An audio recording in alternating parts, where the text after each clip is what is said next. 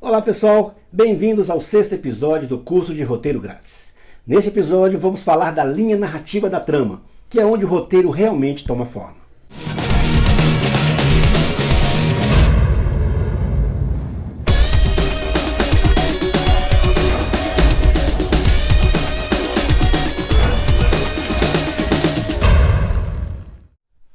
Construir a linha narrativa é talvez o melhor momento quando escrevemos um roteiro, pois passamos de todas aquelas questões técnicas que vimos nos outros episódios e agora colocamos nossa história realmente no papel.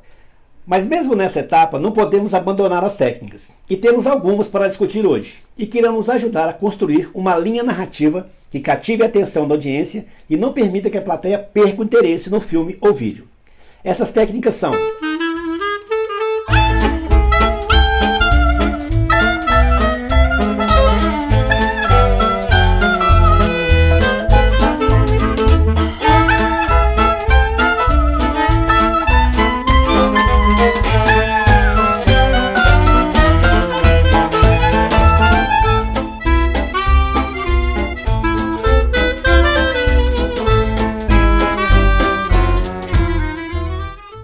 a macroestrutura é a estrutura geral do roteiro. É aquela divisão em 3 atos que você determinou no início do processo da escrita do roteiro.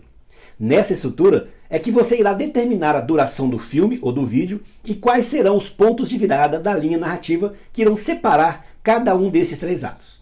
Muitas pessoas têm a impressão que o roteiro é escrito de forma linear, do jeito que é mostrado na tela do cinema. Mas às vezes não é assim. Você pode ter pronto uma ideia para uma cena, mas ainda não sabe bem o que acontece antes ou depois dela. Sem problema, escreva essa cena e determine apenas em qual parte da macroestrutura ela será inserida. E você pode ir fazendo assim com todas as cenas que tem em mente. Você pode fazer uma anotação simples indicando em qual dos 3 atos ela está inserida. Ou, se preferir, basta colocar um título na cena. Alguns roteiristas usam um grande quadro ou colam diretamente na parede as cenas que estão finalizadas, e assim conseguem visualizar melhor a estrutura do roteiro. Depois dessas cenas prontas, você pode escrever as cenas anteriores e posteriores. E melhor ainda, você pode mudar as cenas de lugar, pensando sempre no modo como a plateia irá reagir à sua história. A microestrutura da cena diz respeito ao modo como ela começa e termina. Qual a razão daquela cena e o porquê dela estar ali? Qual o objetivo da cena? Uma determinada cena pode ter como objetivo mostrar uma característica do personagem, e essa característica, como a coragem, por exemplo, poderá ser importante para a definição de outra cena bem à frente no roteiro.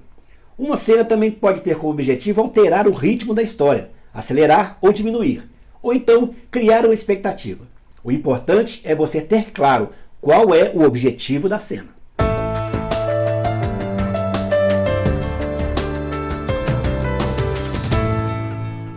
Chegamos a uma das partes mais importantes da construção de um roteiro, o ponto de virada. Falamos várias vezes aqui que a divisão clássica de um roteiro segue o padrão dos 3 atos. E adivinha o que determina a divisão entre eles? Exatamente, o ponto de virada. E é esse ponto que faz a história avançar. É nele que o conflito do personagem principal pode aparecer. Mas atenção, não confunda um ponto de virada com ganchos entre uma cena e outra. Ponto de virada traz sempre um fato novo dentro da história e muda sua direção completamente. Como exemplo do ponto de virada, vamos usar um filme bastante conhecido, Titanic, com direção e roteiro de James Cameron. Todos lembram a história. No início do filme, somos apresentados os personagens principais, Jack e Rose. Jack é um aventureiro e Rose uma mulher infeliz presa a um acordo de casamento. Os dois são de classes sociais diferentes e talvez nunca se encontrariam, a não ser que Jack a tivesse salvado de se jogar ao mar. Este é o ponto de virada. Quando Jack e Rose se encontram no navio, suas vidas ganham outra direção, e a história agora passa a ser o amor entre os dois. Mas o filme tem um segundo ponto de virada. No momento em que o navio bate no iceberg, a história muda outra vez, e passa a ser a luta pela sobrevivência de todos que estão no navio. Geralmente a estrutura clássica é assim, possui 2 pontos de virada, e o segundo prepara para o clímax da história. Vou utilizar outro exemplo de ponto de virada. Um que, em minha opinião, é o melhor já escrito para o cinema. Ele apenas não dá outra direção à história, ele a muda por completo. É como se estivéssemos vendo um outro filme. Não por acaso o filme em questão seja um clássico do cinema. O filme é Psicose, do diretor Alfred Hitchcock. e o roteiro adaptado de Joseph Stefani. Geralmente, um ponto de virada aparece em um filme entre 10 a 30 minutos. Mas em Psicose não. Ele irá aparecer somente depois de 50 minutos de filme. No início, somos levados a crer que estamos vendo a história de Mary Crane, vivida pela atriz Janet Leigh, uma mulher que tenta recomeçar sua vida em outra cidade, mas que para isso foge com uma fortuna em dinheiro que ela furtou do escritório onde trabalhava. Durante 50 minutos, acompanhamos sua fuga, presos na poltrona por uma trilha sonora marcante.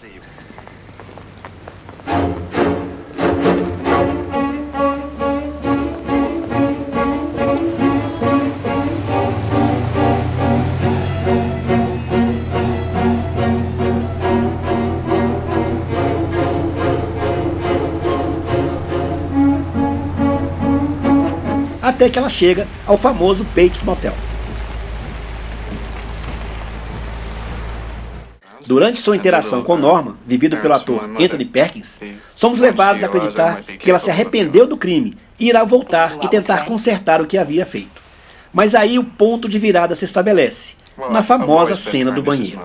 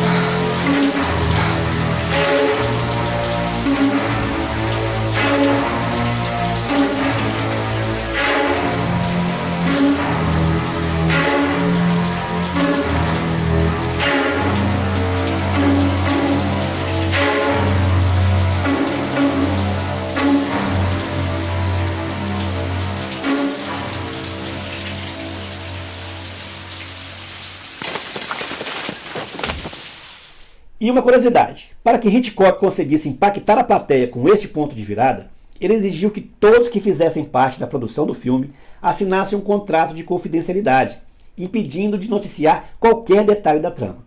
E mais, como o roteiro é uma adaptação de um livro recém-publicado à época, Hitchcock comprou toda a edição e impediu que eles chegassem às livrarias e bancas. Imaginem então a surpresa da plateia, quando a cena do banheiro surge sem nenhuma antecipação. Não é por acaso que Hitchcock é considerado o rei do suspense.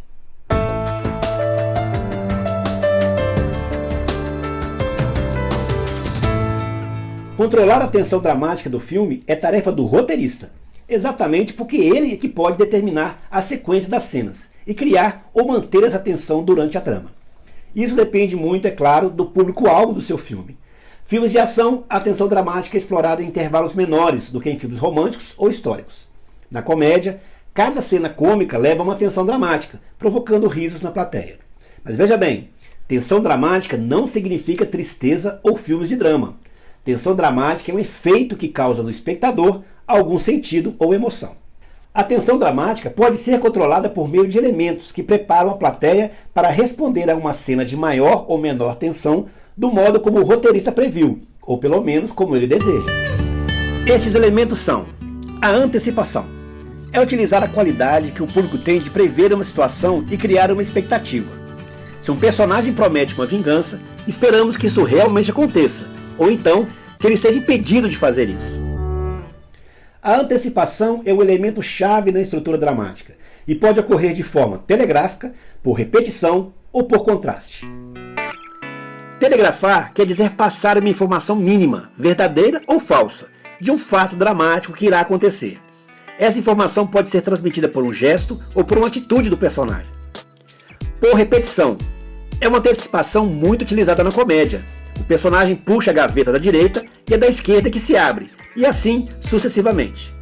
Por contraste, ocorre naquelas ocasiões em que, mesmo quando o espectador já conhece a história, conseguimos captar sua atenção, porque ele quer saber quem morre no final. Outra forma de controlar a tensão dramática é a inversão da expectativa.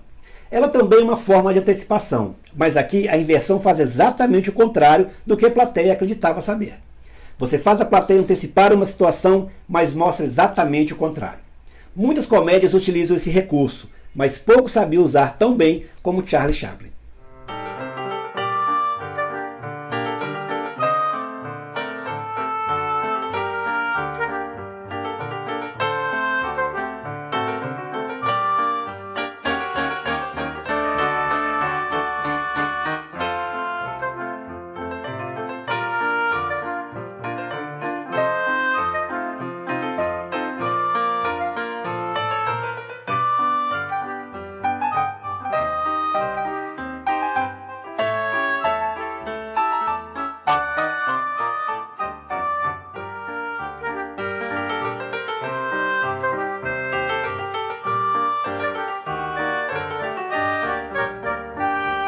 Há também a reversão da expectativa. Ela é muito similar à inversão, mas a reversão traz sempre um sentimento de frustração, como a cena em que Darth Vader se revela pai de Luke e ele se joga num túnel de vento.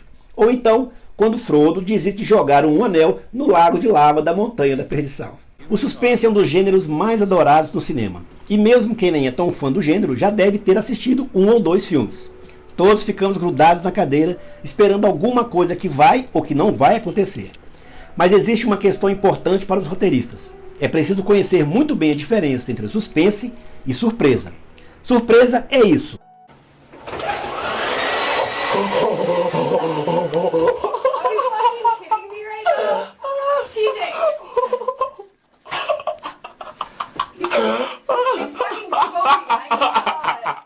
Do nada alguma coisa acontece.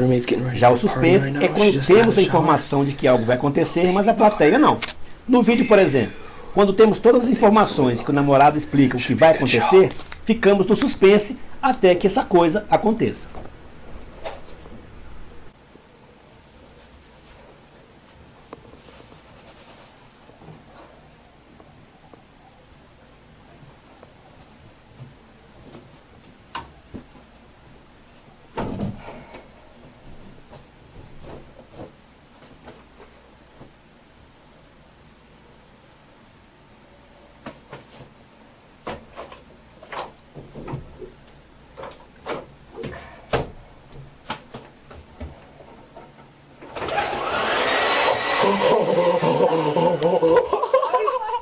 Resumindo, pessoal, a estrutura dramática tem por função criar, manter e aumentar a tensão dramática no filme, capturando a atenção da plateia durante todo o tempo de exibição. Quando você terminar de montar toda a sua estrutura com todas as cenas escritas, você pode partir para a etapa final do roteiro, que é gerar um gráfico da tensão dramática.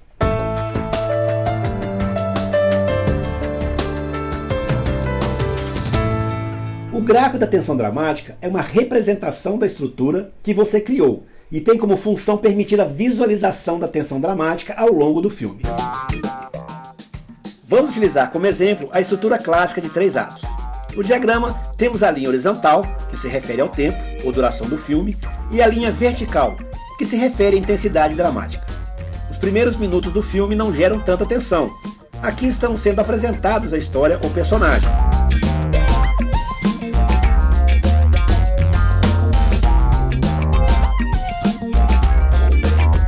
Mas, ao se iniciar o conflito, nosso interesse aumenta. Então, temos um aumento na tensão dramática e a linha sobe alguns pontos no gráfico. Quando o primeiro ponto de virada é apresentado, a linha sobe mais alguns pontos e continua subindo se nossas cenas apresentarem uma ação dramática que desperte interesse na plateia. No segundo ponto de virada, quando o roteiro se prepara para apresentar o clímax, a tensão sobe ainda mais. Com o clímax, atingimos o ponto mais alto da tensão, e posterior a ele, temos as cenas finais, que certamente vão perdendo o interesse. Este é apenas um exemplo da construção do diagrama. Ele vai depender exclusivamente da sua estrutura. E se você verificar que em algum momento não desejado a linha de atenção cai, reescreva a cena ou mude as cenas de lugar. Mas cuidado, não tente fazer a linha de atenção crescer o tempo todo. Pense que em um filme de 90 minutos, a plateia tem que descansar, ou então respirar um pouco. Por isso é normal cenas de passagem de tempo, clipe musical, ou mesmo cenas com menor intensidade dramática. É preciso que a tensão seja diluída como um todo, durante todo o filme, ou em momentos especiais, como clímax e filmes de suspense ou terror. Outra coisa importante, o diagrama é mesmo uma suposição, ou seja, é como você acredita que a plateia irá reagir à tensão dramática. E pode ser que ela não aconteça do jeito que você imagina. Só há um modo de realmente verificar se isso acontece, com pesquisa. Por isso, muitos filmes são apresentados para algumas pessoas em exibições fechadas, bem antes da estreia no cinema, para que elas possam avaliar o filme. Mas isso é muito caro. Então, para quem está começando, é melhor tentar ser bem sincero com você mesmo e avaliar se as cenas que você escreveu estão provocando da plateia a reação que você gostaria que tivesse.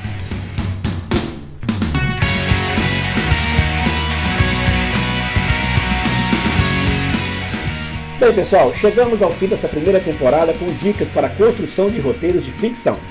Quero indicar como leitura este livro, de Dor Comparado, que foi base para as técnicas apresentadas aqui. Outra dica: depois de terminar a primeira versão do seu roteiro, deixe ele descansar por um bom tempo e depois leia-o todo de uma vez e em voz alta para você mesmo. Pode ser que você queira construir uma cena melhor ou modificar a estrutura. Isso se chama tratamento do roteiro e você pode fazer quantos tratamentos achar necessário, até que a estrutura narrativa fique como você deseja. Em breve vamos apresentar mais 4 episódios, onde vamos falar da construção de roteiros para documentários. Muito obrigado a você que assinou o canal e até a próxima temporada. Tchau!